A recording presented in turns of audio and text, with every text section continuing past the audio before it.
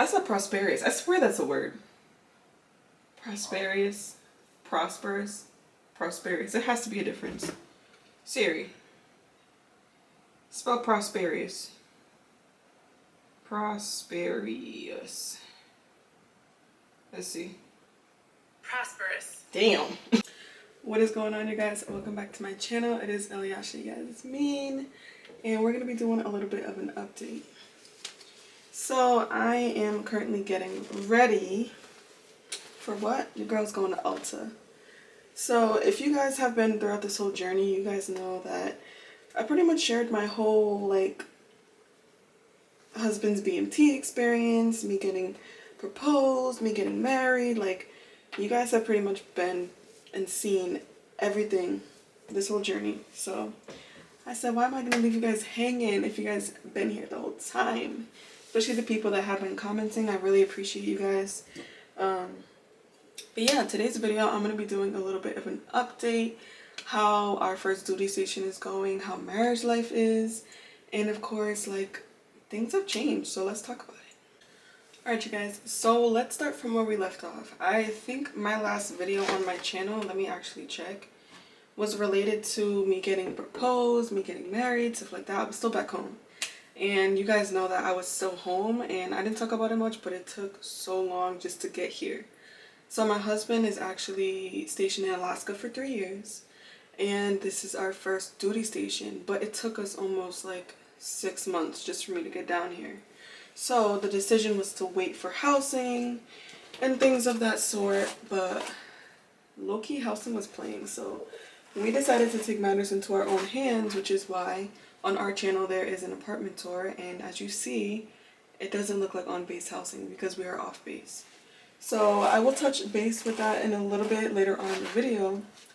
But yeah, we are in literally Alaska, you guys. It's so different. I remember when Michael first told me we were going to Alaska, I'm like, he said Eielson Air Force Base. I was like, that's somewhere warm. Honey, because me, I'm anemic. Your girl's always cold, so it can't be anything cold. Not Alaska. Girl. So I was a little closed-minded to it, and especially like being a wife in the Air Force, a lot of times you can feel like things are out of your control. At least that's how I felt sometimes. But I've learned to just trust the process. I've learned to just enjoy the process because we're going to be doing this for a while. So I might as well just enjoy it, you know, and just thank God that we're in this type of position. So yeah, when I first came here, it was so different. Like Alaska compared to Rhode Island, so different. Like Rhode Island is very similar to like Boston, New York. Is very fast. It's very, the life is just very fast paced. There's a lot of people. It's just a lot going on. Here in Alaska, it's very quiet. Everyone's so nice. You guys, there's no traffic. Like back home, if I wanted to go from Rhode Island to Boston, I need to like get ready 2 hours ahead. Here, the only problem is that everything is kind of far away from other things. So where we live, which is technically North Pole, there's not many things around. Just like you think of the North Pole, it's kind of like that, except there's houses. You get what I'm saying? But yeah, I did not expect the North Pole to be like this. And you guys, people here are so nice. People here are so sweet.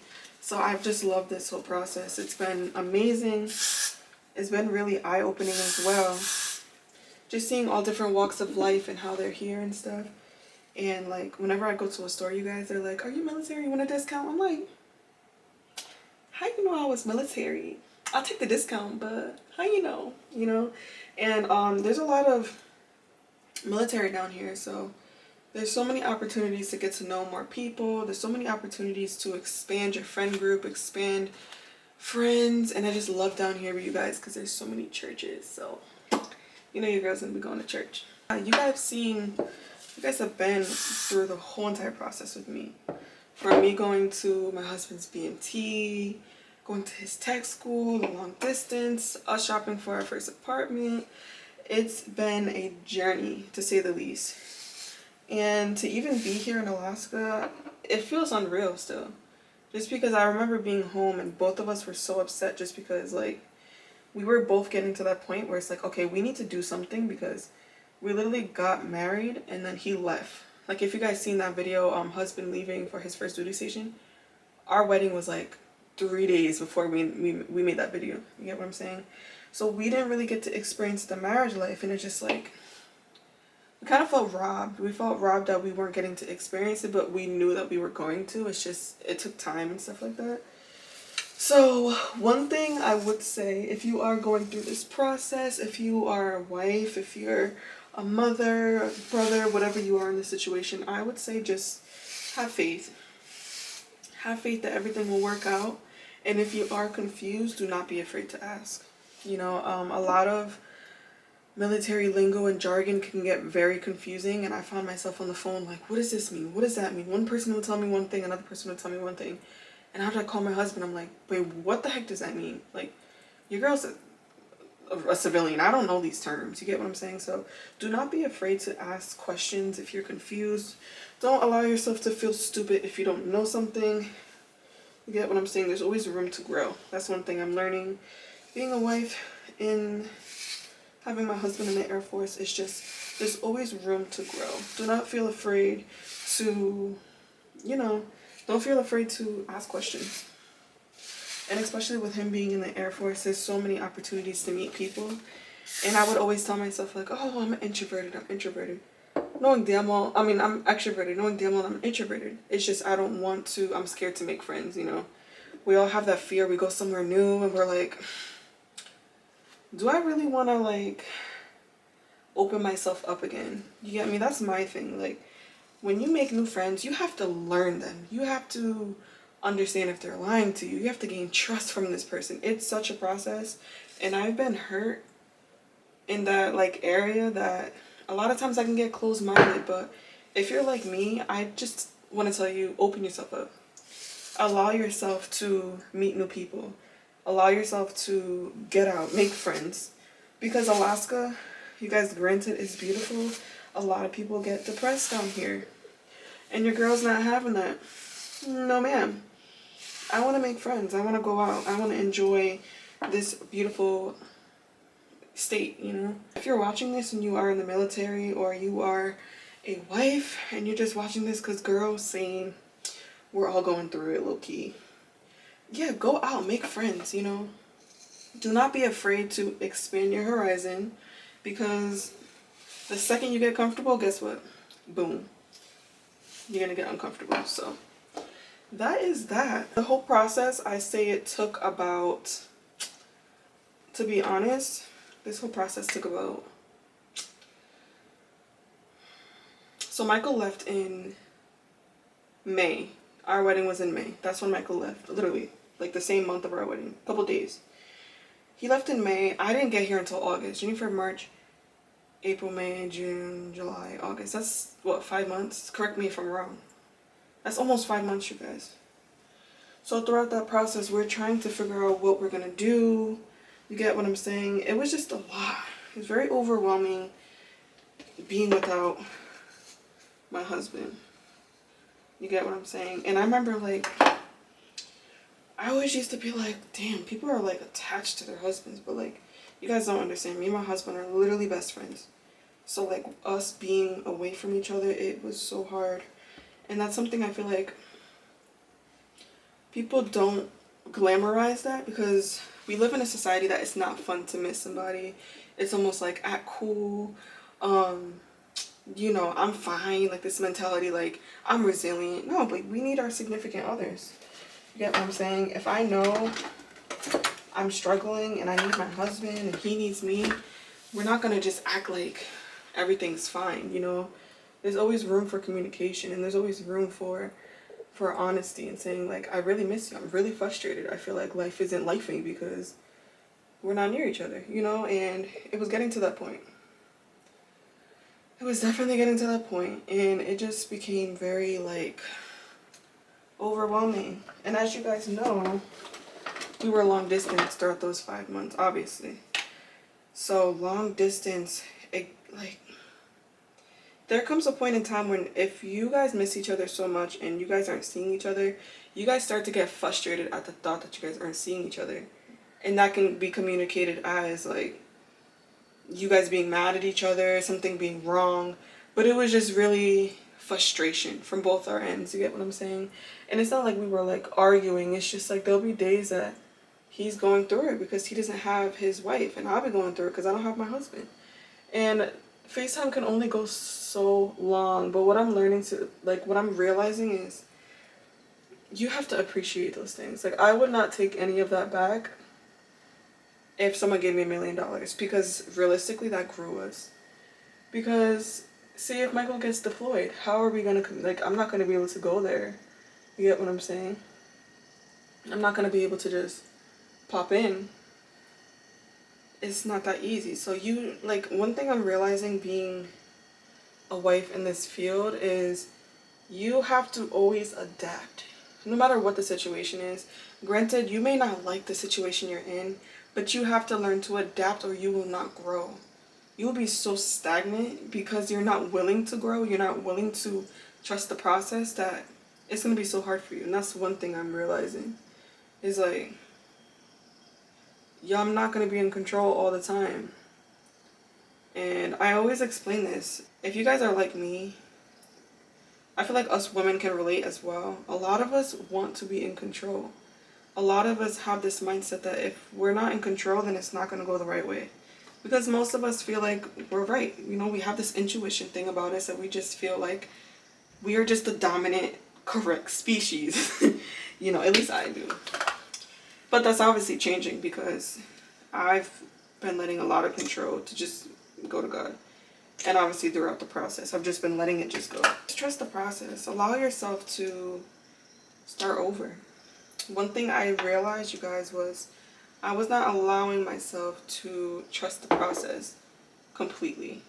Like when I first got here, mind you, I've been living in Rhode Island my whole life, and I'm sure a lot of military wives or just military can understand this, is when you are going to your first duty station, it can be a little bit scary because you're used to one place. At least I was, because I didn't really travel. Like, I went on family vacations, but I wasn't someone who just went to Alaska for a vacation or just to go there. I lived in Rhode Island my whole life. That's where I established my career. That's where I established my friends and my family. So anything outside of that is the unknown. And we all know that it's very scary. Nobody wants to step out of the unknown because you have the risk of getting hurt. You have the risk of anything because you don't know it. It's unfamiliar. And I just had to learn that if I'm going to go through this process, I just have to surrender to it and realize that this is going to be our life. And there's nothing wrong with that. I've actually found peace knowing that I don't have to control everything. Knowing that there's some type of structure outside of my mind, outside of how I want things to be. You get what I'm saying? So there's been a lot of clarity just because I don't have to sit here and think about everything. You get what I'm saying? So if you're the same way, and if you're like someone who's very free-minded and you allow yourself to trust processes, write down some like affirmations down below for people like us who struggle to surrender to certain processes and environments. You get what I'm saying? But I've been learning. It's been hard, of course. But again, you just have to adapt. Conversation point I'm going to talk about, you guys, is marriage. Marriage life. Something they do not talk about. The difference between being boyfriend and girlfriend, fiance to married. Like, it is beautiful, to say the least. And I would be lying if I said there wasn't a difference. But I'd also be lying if I said there was a dramatic difference. I would say this, for anyone who's married, I'm sure you can relate. There's this resilience that you get when you're married. It's like, oh honey, we're married. There's no breaking up. You get what I'm saying? And when you're married, I've learned that you really have to learn your partner.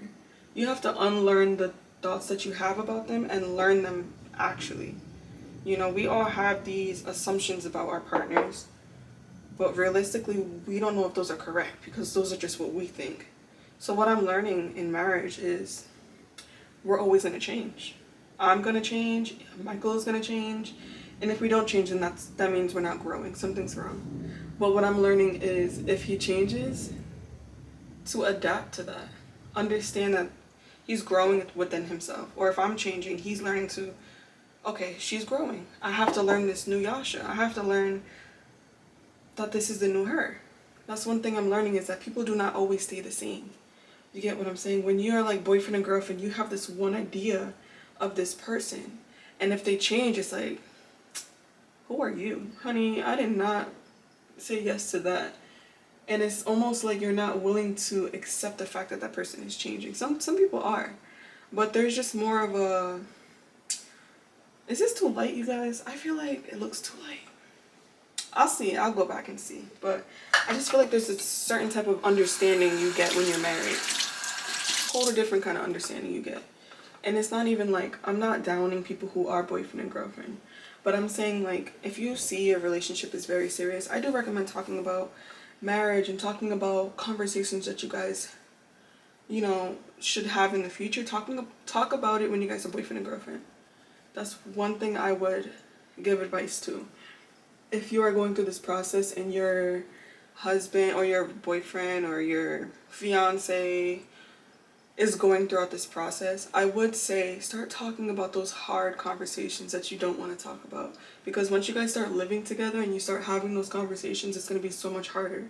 It's going to be like a door slammed in your face, because it's like, where is this coming from? You get what I'm saying? So talk about difficult topics and situations, and set your boundaries before you get married, so that when you are married, you guys both know where you guys stand. Don't be afraid to step on your partner's toes. And when I say that, I'm not saying don't be rude and not understand your partner's point of view, but also express yourself. Don't be afraid to express yourself, because that is going to bring you guys closer. A lot of people have this misconception that when you guys get married, you guys are literally each other's better half. Or when you guys are boyfriend and girlfriend, you guys are each other's better half. No, I am my own 100%. He is 100%. Together, we both bring 100% effort. You get what I'm saying? And, yeah, people have this conception that... I just lost my train of thought. You guys, your girl is tired. Let's really talk about it. I'm tired. Yeah, if you're in a relationship, just allow each other to grow. And just allow each other to talk about things that you guys need to talk about. Another thing that I've realized with marriage is it takes a different type of patience to live with somebody. So I'm telling all of you ladies, all of you guys, to be prepared. Like, at least experience, if the hubby's texting me, at least experience a little bit of what that person is like. Because if you're living with that person and you don't understand their habits, the way they live, it can be very like, sir or ma'am, who are you? Because I didn't know you were this messy. I didn't know you had cleaning disorders. Like, you have to talk and understand, like, okay, who are you actually? You get what I'm saying? And I'm thankful that Michael and I got the luxury to even, like, experience spending the night at each other's houses. And our parents were very lenient, even though we were together in, like, high school. For some reason, my mom was like, yeah, you can sleep over his house. My mom is West African, Liberian. She don't play that. But with Michael, she got a little bit of, like, she got lenient. And I'm so thankful that she allowed us to experience that, because it has helped our living environment so much. We already know each other. You get what I'm saying? Michael knows my tics. I know his tics. I know what upsets him. He knows what upsets me. So we don't have to sit around and huff and puff and stress about things. You get what I'm saying? If I see I left something behind and he's upset, guess what? I pick it up. If he sees have a little bit of attitude, he figures it out. He doesn't have to come to me all the time. You get what I'm saying? And we have established that kind of communication because we know each other. So I say, get to know your partner. Get to know their nonverbals. Get to understand who they actually are. It's going to make your process so much easier. The next topic I'll talk about, you guys, is finding a job. If you are like me, I am not a stay-at-home wife. Your girl goes to work. And if you are a stay-at-home wife, kudos to you, because that is a full-time job as well. People act like being a stay-at-home mom or a stay-at-home wife isn't a lot, they gotta do a lot. Like, there's so much that stay-at-home moms and wives do just to provide that people overlook. It's sickening, you know?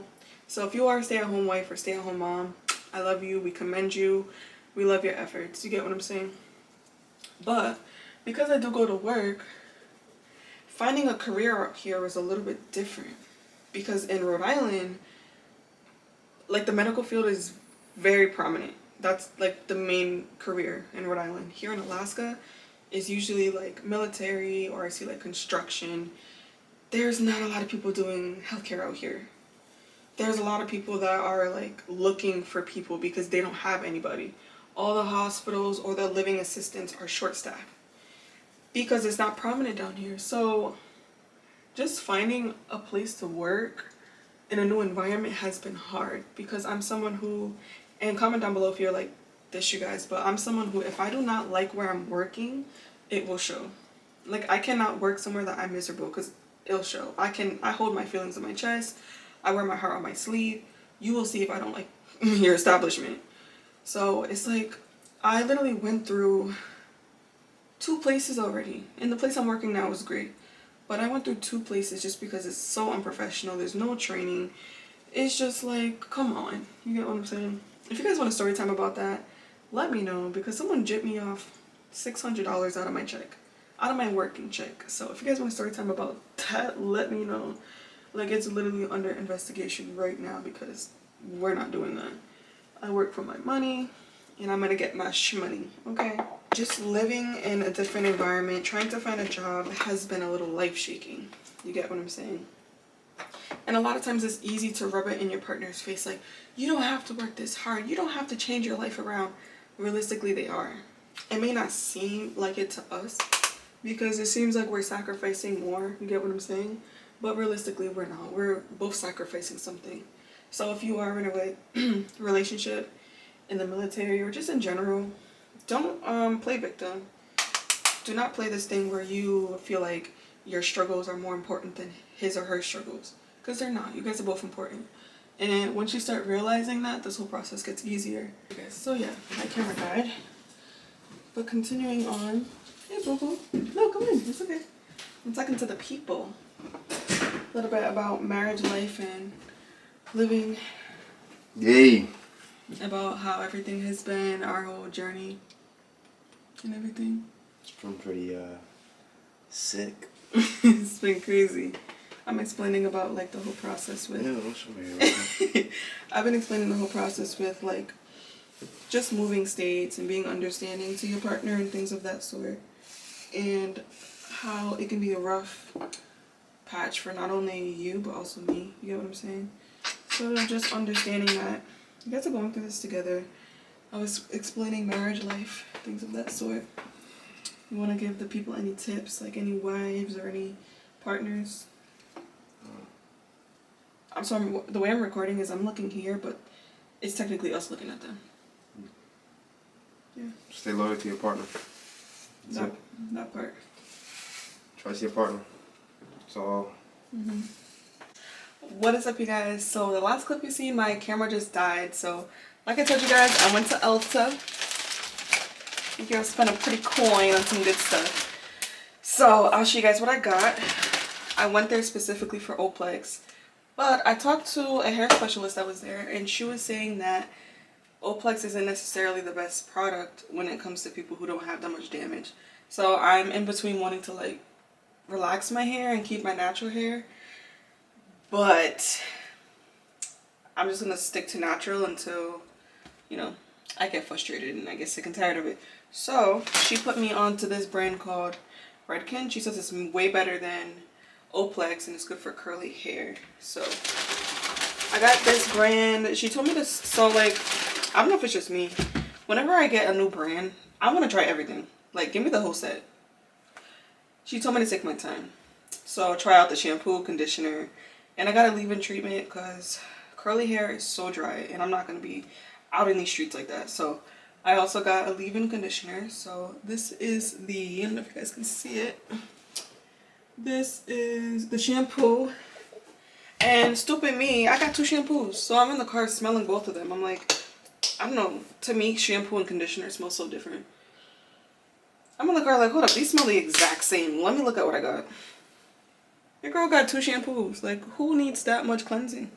So I'm gonna have to return one of these. Like I said, I also got the leave-in treatment. And the girl got this detangling brush for 4C hair. You know the vibes. And I also got this hair massager. And it actually opens. And you can put product inside. You can put oils, shampoo, conditioner, and massage your scalp. Because your girl's trying to grow her hair. Okay? I'm trying to be like Cher. So, yes, those are the products. But yes, you guys, this video was just a little talk, a little life update. Because I have not updated you guys since, what? Tech school? So yeah, this is just letting you guys know how everything has been. Shout out to everyone who has been following this process from like BMT all the way from this, like, it's been such a journey. So if you're in the same boat or you're experiencing the same thing, or you're already a wife and you've been in this for like years, comment down some comments. Let me know your experience so we can talk or whatever. And yeah, I hope you guys like this video. Let me know if you guys like videos like this, little sit down chit chat videos, and I'll do more of them. But with that being said, if you guys have any additional questions, please let me know down below and I will answer them. And that'll be the next video. So like I always say, stay blessed, stay prosperous, and I'll see you guys in the next video. Peace. I said prosperous. I swear that's a word. Prosperous. Prosperous. Prosperous. There has to be a difference. Siri. Spell prosperous. Prosperous. Let's see. Prosperous. Damn. Whew.